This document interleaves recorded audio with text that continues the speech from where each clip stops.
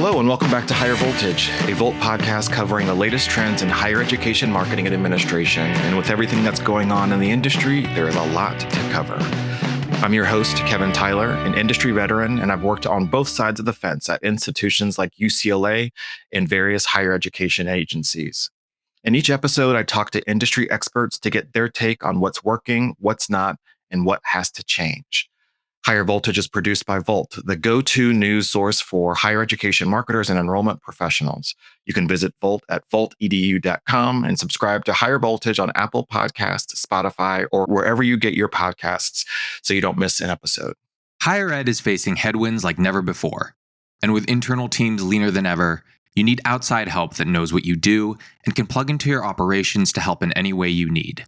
From enrollment analysis and support, to bold, brand-driven creative and elite user-focused strategies, Electric Kite can help. So yeah, it's getting windy out there.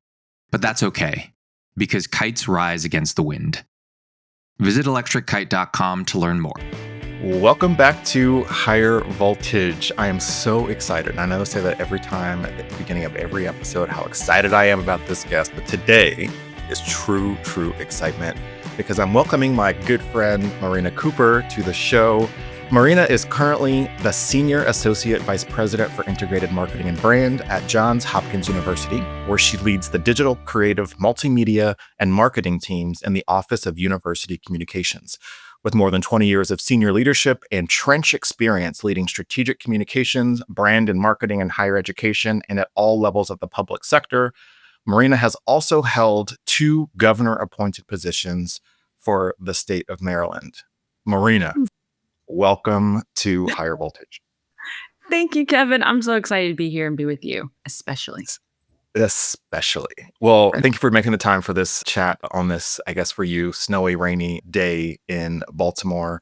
But I'm always happy to have a friend on. But we are going to be talking about some very serious things about a topic that is near and dear to both of our hearts, and that is the state of higher education in today's climate. And the reason for this episode now is that you and I were both at AMA a couple of weeks ago, just outside of DC, and you were on a panel at the Senior Leadership Experience talking about a relatively new campaign that your institution has launched called Research Saves Lives. And as I was listening to that in your presentation, it was clear to me that we obviously had to have you on Higher Voltage to talk about this response to the current moment, right? Johns Hopkins is responding to the moment now with a really interesting campaign. I just want to speak just briefly about the top line of it.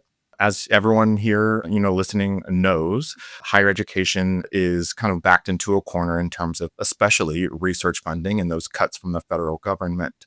And as one of the largest recipients of federal funding for research that Johns Hopkins is, the campaign that was crafted talks about how the research that is conducted, not just at Johns Hopkins, but across institutions across the nation, are really responding to the most urgent needs of society.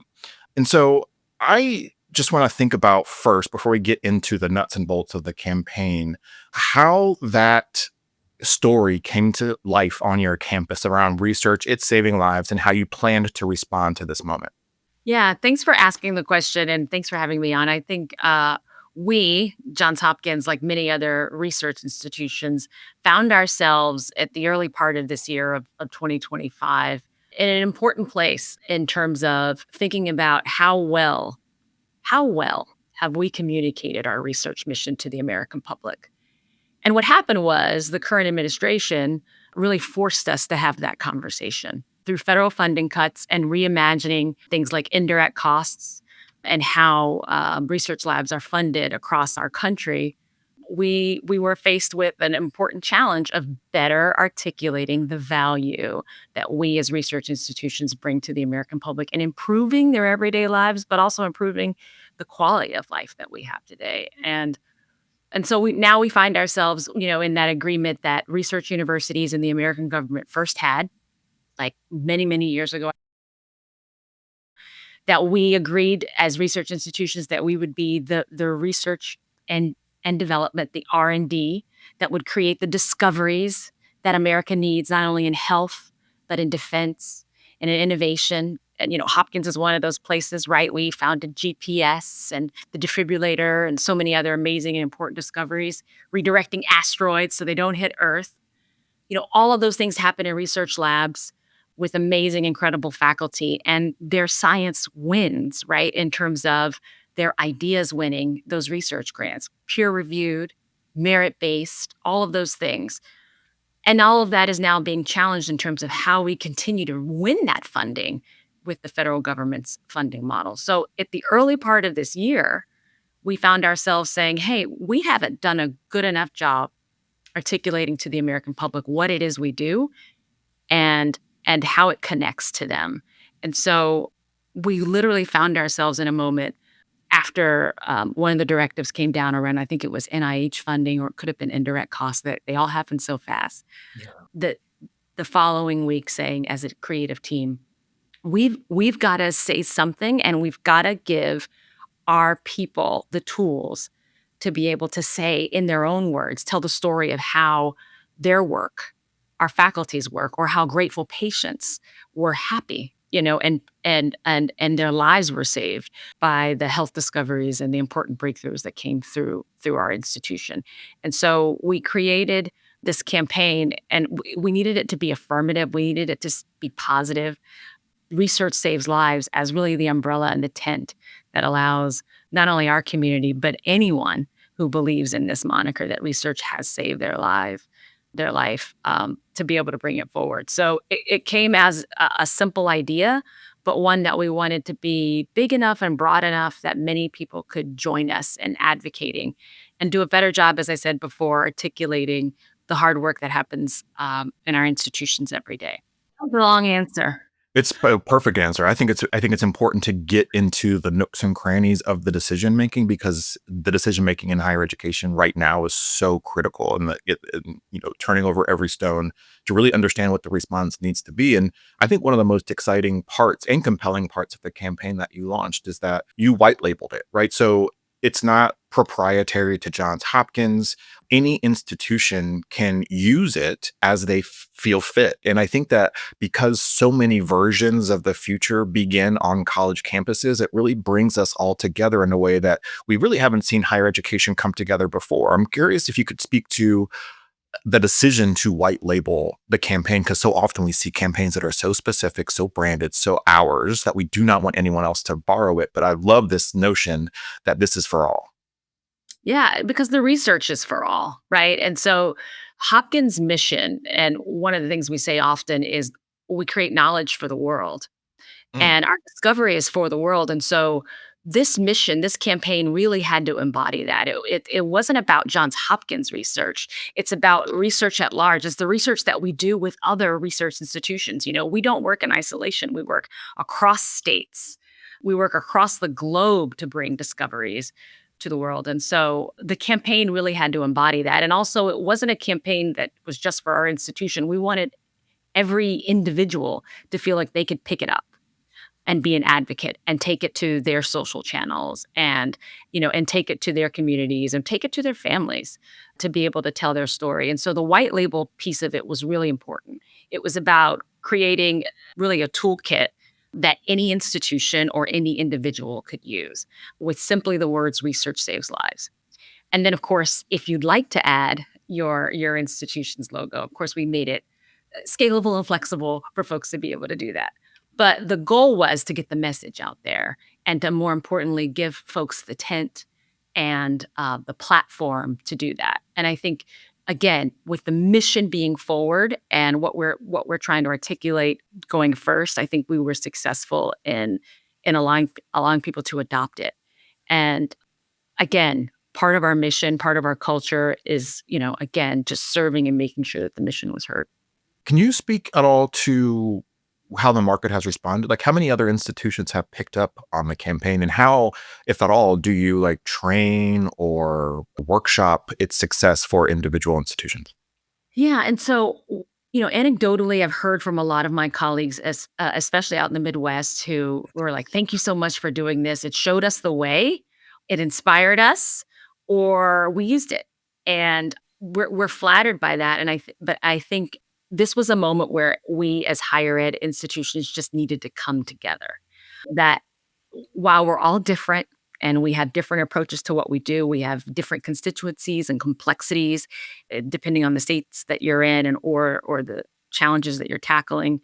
But there needed to be this moment where we just like removed all of that and said, how can we help each other? And we do that in a lot of ways in terms of sharing best practices, but we don't often do that with our branding and our campaigns. And so we just wanted to make our playbook open. And so we put this as a resource, as we often do with many of our campaigns on our website to show people. But in this case, we actually made all of the assets downloadable without login so that Mm, any American, not just institution who research has saved their lives, research has supported their job, it has created hope for them that they have the opportunity to use our assets, whether it's a filter on their social profile or a Zoom background, and that was important.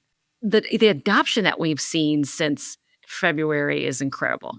So we launched mid-February, which was very early, and we saw within, I would say, the first 6 months, we captured over 500,000 views of over 120 posts I think we had done at that point. We've done significantly more, but, we've done our storytelling about the work that we do at Hopkins. We've reshared the discoveries just to make sure folks can connect again the dots. We've done a number of things, but I think, millions of impressions, a completely organic campaign, put no paid advertising behind it. And I think the adoption, I think over 4 million impressions within the first few months shows that people just wanted something and were saying, "Put the words in my mouth so I right. can so I because I have something to say and I just need the toolkit to help other people understand it." And I think that's I think it's remarkable, but I think it also just speaks to the moment that folks were looking for the words and the ability to act. I think it's great. I think it's so, so smart. And I think that higher ed can learn a lesson in how we can work together in responding to issues that are affecting the entire sector as opposed to coming at it from an individualistic kind of perspective. And I think it's kind of a template for all types of conversations that can be had now in higher education. I'm curious if you can speak to the campaign pillars and not only what are they and how you built them, but also like how did you go about sourcing all the material to support each? Yeah, so the campaign pillars really fall on the idea of number one, research saves lives, but the idea of Mm, that it also creates jobs. We talk about institutions as economic engines for the cities and the communities in which they are rested. We also talk about the industries that surround us, and then we talk about the faculty researchers and the staff that support them as well as important parts of those jobs. So the idea that being an important pillar, especially in terms of economic impact and speaking to the American economy, is a really important part of this campaign and messaging that we wanted to include. There's also an aspect of the campaign called Research Creates Hope, which again speaks to the idea that discovery is all about looking to the future, and sometimes that breakthrough that we're creating around cancer gives you an extra year of life, an extra day of life. And are we willing to give up on hope? Again, those Right. positive reinforcements. And then the other piece of it is again connecting to what the American public can understand is that research protects America. And so it is research, that is behind our defense. And as a military brat, I feel really confident in saying that our American military and our American defense structures rely on the innovations that we bring across our research institutions. Obviously, Hopkins has the Applied Physics Lab, which works mightily on not just defense as we understand it as military, but also we think about space and the next frontier, the new frontier, and how we need to be prepared for that as well. So the campaign touches on a number of areas. Again, not just focused on health and medicine, because often people think about medical institutions with research, but really widening the aperture and making sure the American public knows all the touch points in which we need American research to continue to thrive and bring American prosperity. So I'm so glad that you mentioned that because as you were speaking, I was thinking about, and it might be my own naivete, but whenever I think of Johns Hopkins, I think of medicine first, and almost it may be only I think of medicine. And so I'm curious how if this campaign has, when you speak about widening the aperture, has it brought more of the research that you do every day to the forefront for people in a way that you might not have expected at the creation of the campaign?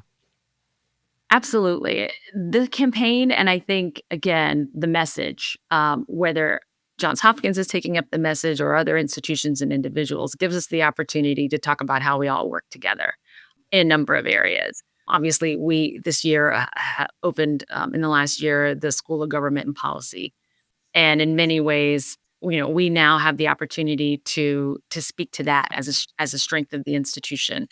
And, we talked earlier in this conversation about defense and space.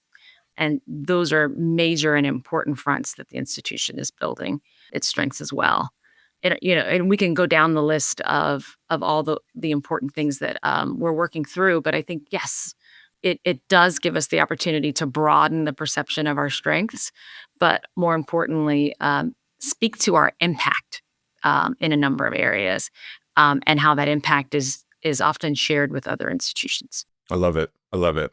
Student deportations, suspended research grants, penalizations for DEI initiatives, and that's just this week. These and a whole raft of other legal questions and challenges are redefining higher education every day. That's where our new podcast, Campus Docket, comes in.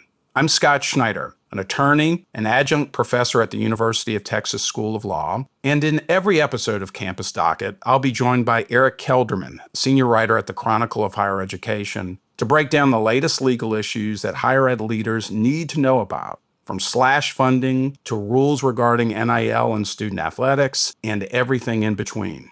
Tune in to Campus Docket, part of the Volt Podcast Network, as we help you navigate higher ed's thorny legal issues. Having had a hand in building what feels like hundreds of campaigns for institutions across the country, one of the questions that comes to mind most immediately is, how did the internal community feel about the development of this project, right? Like, there's always that internal space. And because a campaign of this kind of status and because of its kind of critical nature, it becomes a very, very important project. I'm curious if you could speak to how it was working across campus in the ways that you had to, how the messages were received. I imagine, working with a bunch of researchers, having their work kind of, put in the front of everything is probably pretty exciting. But there are a lot of nuts and bolts that go, like a lot of, machinery happening in the background when you're building a campaign like this. What did that feel like and would look like for Johns Hopkins? Yeah, I have to give a lot of credit to our team in university communications. We have a team of incredible storytellers.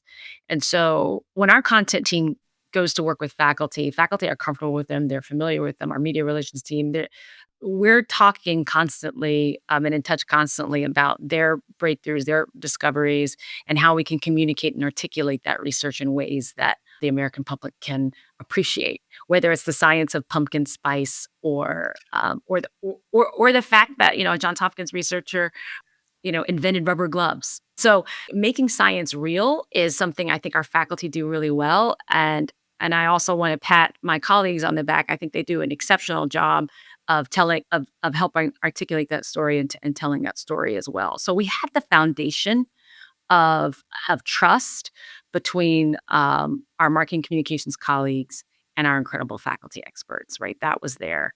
We also have tremendous marketers across this institution.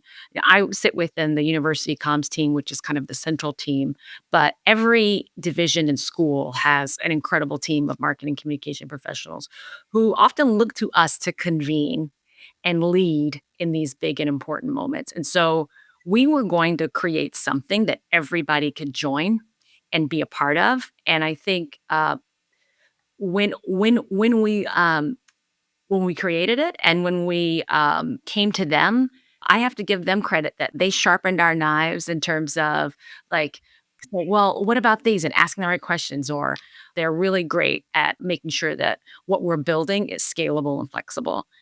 And then they take us up on our offer. Like when we know that the first thing they ask for t-shirts. We have succeeded. Like, that's great. When are you going to make the t-shirts available? Okay, we're on to something. We've got something here that folks are That is great. so true. That is so Yeah, true. and then we did this whole like brand portal because we were like, okay, we need to make sure that when our faculty go to Washington and decide that they want to, participate in democracy in Washington, that they have all the swag or things that they want and need as part of that. So, again, we always say alignment, especially when we talk about brand. I work in a very big, complex place. Um, we can't tell people what to do, but we say adoption is alignment. And Yeah. if people take it up, then we've done something right. And this was a great example of where folks were on board. And as I said before, looking to advocate and looking for the opportunity to be a part of it. Well, I'm going to make my public request here to get one of those t-shirts, first of all. Oh. What metrics are you looking at for defining success for this work? I mean, obviously, adoption on campus is a great one. What other kind of metrics are you looking at? Yeah, I mean, so we look really closely at our organic social campaigns that we've launched, and as well as the readership. So we have a specific Research Saves Lives page and microsite, and so we're monitoring traffic to that. We're monitoring traffic to our stories. It's really, this was a content campaign first and foremost about storytelling, and so we're monitoring the readership there. It's high, and then we're also looking at we have a specific YouTube channel focused on this content as well. Hundreds of videos created by our team and by our colleagues across the institution. And as I said, over 4 million views just in the first 6 months alone. We need to. It's time for us to remeasure again. You know, 9,000 shares around that same period of time, over 500,000 views. Like it, we know that the engagement is there, and we're constantly looking for ways in which that the content that we're reflecting today speaks to the moment and adapts, because the conversation has shifted and changed over these last several months in terms of priorities, and so we're making sure that we can uh, continue to make our storytelling relevant. Yeah, yeah. And it's important to note for listeners that all of the information for the campaign will be on our episode page as well. So if you want to take a look at it, download whatever, that will be there, easily accessible after you listen to this episode. Marina, I'm curious, since the campaign's launch back in February, how has the campaign, if at all, brought the campus community closer together? It's exciting. I think it's brought the campus much closer together when we're all speaking, from the same kind of song sheet. And when you walk around campus and see people wearing the T-shirts or the stickers on the laptops, or we even have yard signs. We have a limited, Oh, I love um, it. we have limited production of yard signs. When you see them out in the wild, that's when you've really created something special. And when people, continue to ask you for ways in which they could incorporate it. So Research Saves Lives became part of our Hopkins on the Hill annual kind of summer event that we actually go to Capitol Hill and really put science on showcase to show our elected officials, our legislators, what it is that we do here, and why it deserves to continue to win federal funding. And so when our colleagues are like, we want to make what we're doing under the moniker of the Research Saves Lives campaign, then we feel like that's a great success. We've also had beyond the advocacy, we've seen our donor and alumni support grow in terms of their interest in this campaign as well. And so again, I think that's another good sign of our community coming together and rallying around this cause. We've seen our alumni write op-eds Wow. on their own and columns on their own. Again, because it's a cause that any individual can take up and speak to their own story, and so it's wonderful. It's wonderful to see, and the again the positive message just continues to, I think, be that flexible and easy platform that people can repeat and share. Yeah. Have you seen kind of the shape and sound of how you talk about research and innovation at Johns Hopkins shift because of the campaign? And then I guess the second part of that question is, have any other parts of the institution kind of taken up the messaging for their own benefit? Specifically, I'm thinking about admissions. Yeah, so I think it's certainly I think this moment in America has required everyone involved in higher education to really once again think about how we have articulated the value that we bring and our value proposition. And so, how can you not, if you work within that institution, think about, okay, how can I make sure that I am articulating and translating the value and the impact of my work to the people that I'm serving, right? Let alone working to improve their lives, save their lives. And so, I think there most certainly is that mindset. I think that mindset already existed here, but if this campaign helped people think about it and maybe even come to us proactively to want to share their story, their research work, then I'm excited about it, and I believe those things have happened. I don't know that anyone we've gone to faculty wise or researcher or anyone to say, can you tell us your piece of the story has turned us down, you know? And so I think that that speaks volumes. You also asked about the admissions piece. There are lots of surveys about students today and how why they pick universities. A lot of it has to do with mission and, social and societal good. I hope this campaign has given, prospective students, prospective patients, anyone who wants to be part of our communities, the idea and the better understanding, clearer understanding of what we do and why we feel our mission is so important. I expect that it probably has become part of maybe the dialogue and the conversation in admissions. I don't have a formal example of that to share with you today, but I think there's no better illustration of Johns Hopkins research mission than showing these stories of our people and our discoveries and the impact that it's making. I find it more than a little refreshing to see how individual institutions are kind of picking themselves up and dusting themselves off in response to again, the current moment. A couple weeks ago, we had on a guest from Colorado Mesa talking about their FU campaign, that kind of a bit of a satire on some of the perspectives or assumptions about higher education. We have, the campaign Research Saves Lives. There are a lot of different ways to enter the conversation about how we go about saving higher education. And it's exciting to see the diversity of those responses. In the Research Saves Lives piece just feels so right. And it feels so right now that it kind of strikes a chord in hopefully in people's hearts and minds, and that higher ed takes up a large portion of what you deal with every day, right? The things in my room right now, what has higher ed touched in Right. this laptop, in this ring light, in this gigantic computer screen my husband uses? There are just so many things that higher ed Mm. touches that we use every day that we forget, that started as an idea in someone's head on a Yeah. campus. And I Yeah. think that no matter what kind of perspective we are, dealing with, right? Like, my mother is now going through cancer. And so whatever research that we can grab onto to like give her the length of life and quality of life that she needs and deserves, I'm looking to higher ed for that. I'm looking to higher ed immediately right now for that. And Yes. so it's just a very special thing to see your institution and these others stand up for such a critical, important pillar of American society. And it really speaks to the adoption that you speak of, the response from the market. It really pokes a lot of holes in this like trust in higher education kind of trend we've been seeing. And it gives me a lot of hope for a really bright future in higher education. Absolutely. I think, one thing I didn't mention, but it's really important, and that is that Johns Hopkins is America's first research university. And so when we think about our extraordinary responsibility to not only bring knowledge to the world, but to really help the American public understand what that research does for every one of us every day, it was incumbent upon us. We had to create this campaign, not just for us, but for Yeah. everyone. So I'm proud to work here. I'm also, you know very well that I'm the the mom of a grateful patient, a pediatric cancer survivor.